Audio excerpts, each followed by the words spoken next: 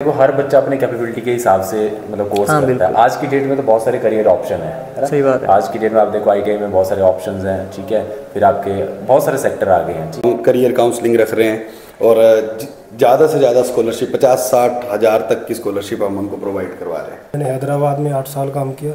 हैदराबाद के बाद फिर मेरा एजुकेशन में आने का बड़ी इच्छा थी पहले से ही। नमस्कार दोस्तों, मेरा नाम है मोहन और स्वागत है आपका आज की वीडियो में। फिर एक बार फिर से एनएफसीआई में आ चुका हूं और मेरे साथ है एनएफसीआई के सर। पिछली वीडियोस में आपने देखा मैंने सर के साथ बातचीत की थी, स्टूडेंट के साथ मिलवाता था। सर स्वागत है आपका हमारे चैनल पे। Thank you. और ठीक हो? बढ़िया बढ़िया। क्या चल रहा है फिर आजकल?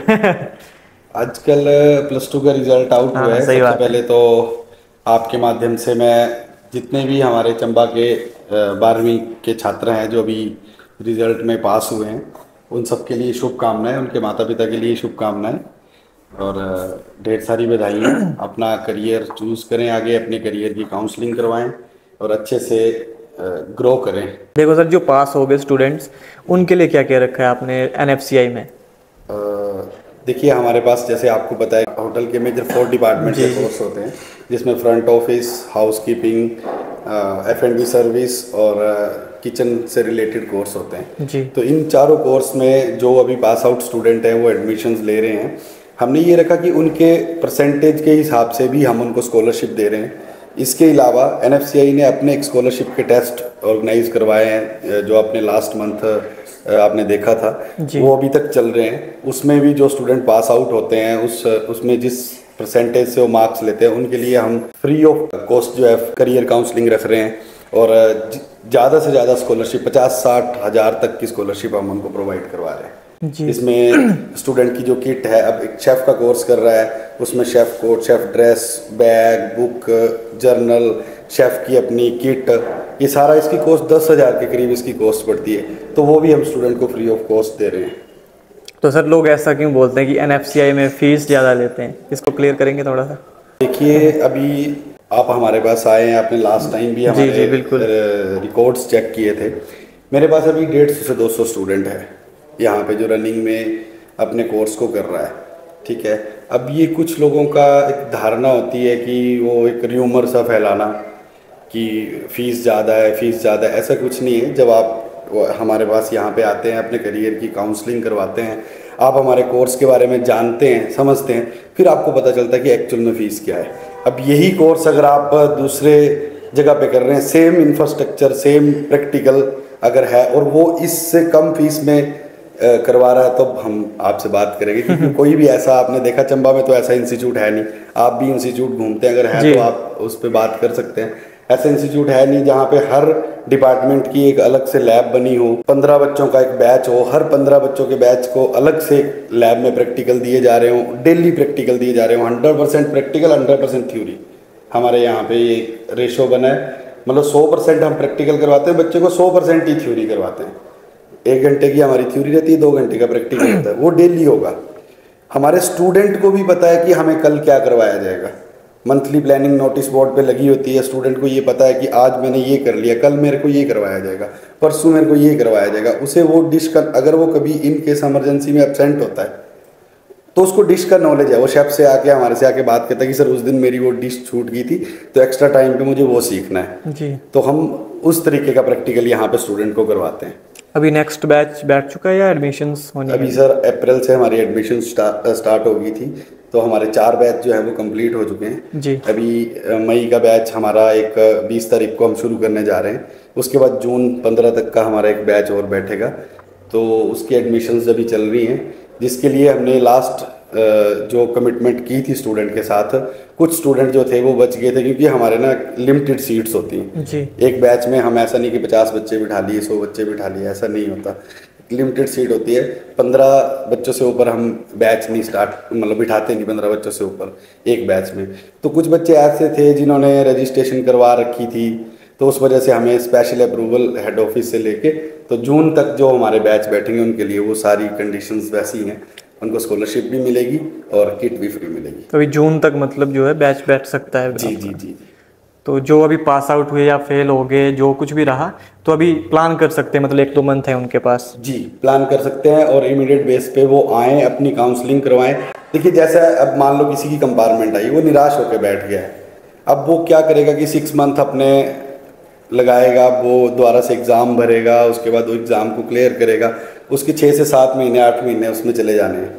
तो हम उसको एक ऐसा गाइड कर रहे हैं कि अगर उसका इंटरेस्ट है इस लाइन में तो वो आके एडमिशन ले सकता है, अपने मतलब स्किल को आगे बढ़ा सकता है, उसकी +2 भी साथ में हो जाएगी और साथ साथ में उसका ये सर्टिफिकेट कोर्स जो भी है इसको पूरा हो जाएगा। जी सही बात है। जिससे उसको आफ्टर कोर्स जो है एक तरफ से उसकी +2 होगी, एक तरफ से कोर्स हो गया और वो जॉब पे जा सकता है। इसके अलावा मोहन जी, मैं आपके चैनल के माध्यम से, आपके ब्लॉग के माध्यम से मैं बताना चाह रहा हूँ कि जैसे जैसे हमारे पास स्टूडेंट की स्ट्रेंथ बढ़ रही है, हमारे पास वैकेंसीज भी बढ़ रही है, अभी हमें स्टाफ की ज़रूरत है।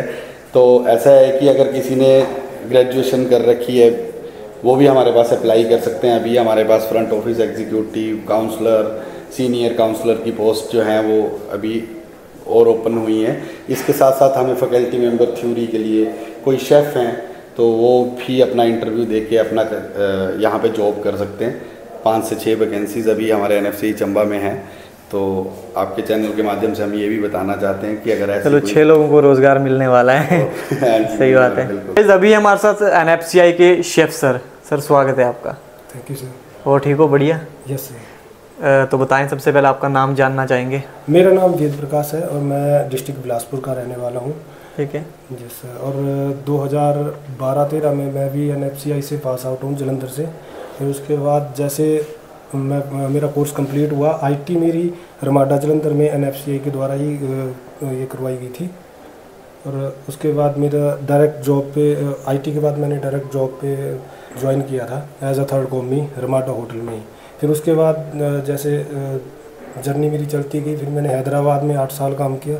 हैदराबाद के बाद फिर मेरा एजुकेशन में आने का बड़ी इच्छा थी पहले से ही। तो उसके लिए मैंने जैसे 2-3 मेरे इंस्टीट्यूशन थे जहाँ पे मैंने इंटरव्यू दिए थे और NFCI से भी मेरे को कॉल आई थी। तो NFCI में मैंने फर्स्ट प्रायोरिटी दी थी क्योंकि मैं भी NFCI का स्टूडेंट हूँ। क्योंकि यहाँ पे सर जैसे मैंने भी पढ़ा हुआ, 2 घंटे की प्रैक्टिकल क्लास रहती है, 1 घंटे की थ्योरी रहती है, तो उसमें बच्चों को भी सिखाया जा सकता है, अपने आप भी सीख सकते हैं। बिल्कुल। आपने सोचा था कि मैं भी खुद स्टूडेंट होकर अब बच्चों को पढ़ाने वाला हूँ इन फ्यूचर, ऐसा वैसा कुछ? पहले तो नहीं था प्लान, बट जैसे होटल में जर्नी आगे सूसेफ लेवल तक मैं गया। फिर उसके बाद मैंने एज अ फैकल्टी टीचर के लिए मैंने अप्लाई करना स्टार्ट किया था। तो NFCI से मेरे को कॉल आई थी, तो मेरी बात हुई, आगे इंटरव्यू हुए, फिर NFCI में ही मैंने ज्वाइन किया था और 3 साल से मैं चंबा में अभी कंटिन्यू कर रहा हूँ। शेफ़ स्टूडेंट से शेफ़ सर बन गए। यस। क्या बात है। बस ये है हमारे मनोज सर स्वागत है आपका। नमस्कार सर। नमस्कार। और ठीक हो? बढ़िया बढ़िया सर। आप तो आपकी स्टोरी भी जानना चाहेंगे, कैसे आप NFCI तक पहुँचे? सर मैं अगर अपने बैकग्राउंड की बात करूं तो मैंने होटल मैनेजमेंट किया है और उसके बाद बहुत सारी इंडस्ट्री में जो है वो इसी इंडस्ट्री में काम किया। 3 to 4 ईयर मैंने एक्सपीरियंस लिया। उसके बाद NFCI को ज्वाइन किया एज अ ट्रेनर। तो मुझे पिछले 4 सालों से मैं यहाँ पे हूँ और काफ़ी कुछ नया सीखा है टीचिंग लाइन में। और NFCI की मैं अगर बात करूँ तो NFCI हमारा जो इंस्टीट्यूट है वो सबसे ज़्यादा फोकस करता है प्रैक्टिकल बेस पे। जिसमें हमारा सबसे ज़्यादा फोकस ये रहता है कि बेसिकली मैं लोकल हूँ तो मैं आपको अपनी स्टोरी सारी बताता हूँ मेरा। तो होता क्या है कि होटल मैनेजमेंट करने के लिए बहुत सारे लोगों का ये रहता है कि होटल मैनेजमेंट क्या है, क्यों करना चाहिए। जब मैंने भी स्टार्ट किया इसको तो ये सारी चीज़ें हमें भी फेस करने को मिली, बट अल्टीमेटली जब हम इसको करके आज कुछ कर रहे हैं तो आज लोग उसको मान रहे हैं कि नहीं इसमें भी करियर जो है वो बेस्ट है ना। मेरे एरिया से भी बहुत सारे बच्चों ने भी होटल मैनेजमेंट किया हमारे इंस्टीट्यूट से यहाँ से और आज अच्छी जगह पे सेटल्ड है ना। मैं अपनी पर्सनल बात करूँ तो मैंने अपने ब्रदर को भी ये कोर्स करवाया है और आज मैं अपना एक बिज़नेस भी रन कर रहा हूँ बेकरी का। अच्छा ठीक है। तो मैं यही कहना चाहूँगा कि जितने भी बच्चे हमारे से पढ़ के गए हैं ना वो एक अच्छे लेवल पे सेटल्ड है और अच्छा अपना स्टार्टअप भी कर रहे हैं, ठीक है। और उनके लिए यही मैसेज है कि वो आगे लाइफ में ग्रो करें, शाइन करें। बिल्कुल। That's all sir. इसके अलावा सर ये बताओ कि कैसे कैसे ताने मिलते थे? ताने तो सर ऐसा है ना कि जिस फील्ड का नॉलेज नहीं होता है तो उसके लिए लोग आपको पता ही है ना। जब मैं 10 साल पहले की बात करूं, जब मैं 2013 में ये शुरू किया था तो उस टाइम पे होटल मैनेजमेंट इतना ज़्यादा क्रेज़ नहीं था। सही बात है। तो बहुत सारे लोग यही कहते थे कि कॉलेज ज्वाइन कर लो और ऐसे करके साथ में ही है ना, फ्रेंड सर्कल में यही होता है कि कॉलेज ज्वाइन करते हैं और साथ में कॉलेज करते हैं। तो मैंने हटके किया था। उस टाइम हम लोग 4 लोगों ने ये कोर्स ज्वाइन किया था जो मेरे फ्रेंड थे और चारों के चारों आज हम बेस्ट सेटल्ड हैं। जी सर। ठीक है। और इसके अलावा जो अभी पास आउट हुए हैं स्टूडेंट्स, चाहे वो 10th पास हैं, चाहे वो 12th पास हैं, चाहे वो घर पे बैठे हैं, उनके लिए क्या कहना चाहोगे? सर उनके लिए तो मैं यही कहना चाहूँगा, देखो हर बच्चा अपनी कैपेबिलिटी के हिसाब से मतलब कोर्स करता है। आज की डेट में तो बहुत सारे करियर ऑप्शन है। सही बात है। आज की डेट में आप देखो ITI में बहुत सारे ऑप्शन हैं, ठीक है, फिर आपके बहुत सारे सेक्टर आ गए हैं, ठीक है, तो टूरिज्म में भी बहुत सारे स्कोप है ना। और होटल मैनेजमेंट करने के बाद आज तक रिकॉर्ड है सर, कोई भी बच्चा फ्री नहीं है।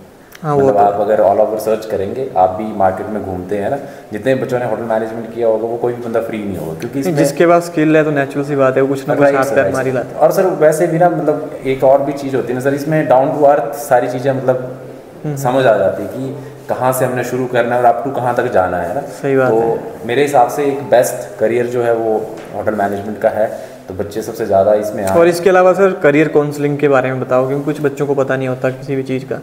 सर उसमें तो मैं यही कहूँगा ना कि बच्चे जब तक मतलब हमारा ये वीडियो नहीं देखेंगे है ना, हाँ, या फिर बच्चे हम तक पहुँचेंगे नहीं ना, तो हम उनकी वो नीड समझ नहीं पाएंगे। सही बात है। ठीक है, तो जब तक बच्चे अगर कोई व्यूअर इसको देख रहा है ना, तो वो हमारे पास आएँ है ना, और एक बार हमारे से मिलें, तो हम उसको एक बेस्ट गाइडेंस जो वो दे पाएंगे। बिल्कुल। इस थोड़ा सा ना अपने लिए टाइम भी निकालो और इस वीडियो को ना स्टूडेंट्स के लिए शेयर करना, पेरेंट्स के लिए शेयर करना, जो माता पिता हैं जो अपने बच्चों का ना आगे फ्यूचर प्लान कर रहे हैं। तो ऐसे में कई बार ये होता है कि कुछ चीज़ें हमें समझ नहीं आती हैं, कुछ चीज़ों का हमें पता नहीं होता कि हमने फ्यूचर में क्या करना है। तो आप यहाँ पे आ सकते हो, सर के साथ बात कर सकते हो, आपको ये समझाएंगे, आपके करियर के बारे में आपको बताएंगे कि आपको किस चीज़ में इंटरेस्ट है, आपको क्या करना चाहिए। वो होटल मैनेज HM या NFCI से हट के बात कर रहा हूँ मैं, आ सकते हो यहाँ पर बातचीत कर सकते हो कि उनको क्या करना चाहिए, उनका इंटरेस्ट किस में है, उनके लिए बेस्ट क्या रहेगा। बाकी इस वीडियो को ज़्यादा से ज़्यादा शेयर करिए। और ये था आज का छोटा सा प्यारा सा वीडियो को शेयर करना अच्छा लगे तो थैंक यू सो मच।